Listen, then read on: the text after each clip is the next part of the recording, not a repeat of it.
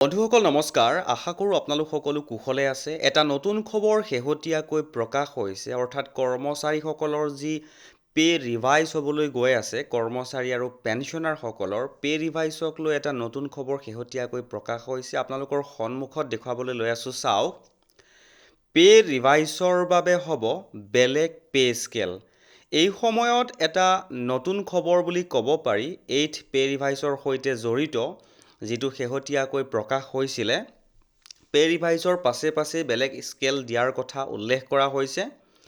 আৰু আপোনালোকৰ সন্মুখত মই ইনফৰমেশ্যনটো হাইলাইট কৰিবলৈ লৈ আছোঁ চাওক ইনফৰমেশ্যনটো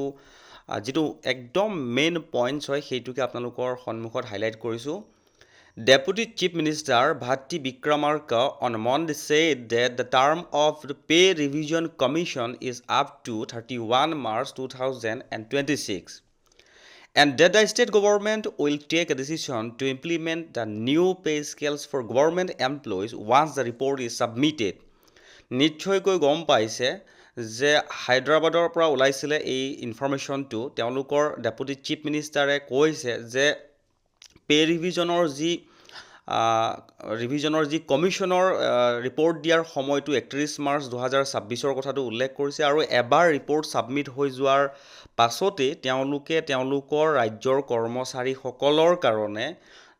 এটা নতুন পে স্কেল ধাৰ্য কৰিব বুলি তেওঁ উল্লেখ কৰিছে ইয়াতে লিখিছে the new pay scales for government employees once the report is submitted তে বন্ধুসকল নিশ্চয়কৈ গম পাইছেই যে আমি আপোনালোকক এই চেনেলৰ যোগেৰে আগৰ ভিডিঅ'সমূহত অৱগত কৰিছিলোঁ যে এইথ পে ৰিভাইজৰ সৈতে যেতিয়াই যেনেকুৱা ইনফৰমেশ্যন প্ৰকাশ হয় পোৱাৰ লগে লগে আপোনালোকৰ সৈতে শ্বেয়াৰ কৰিবলৈ যত্ন কৰিম আৰু আজিও ব্যতিক্ৰম নহয় যিটো ইনফৰমেশ্যন পালোঁ লগে লগে শ্বেয়াৰ কৰিবলৈ যত্ন কৰিলোঁ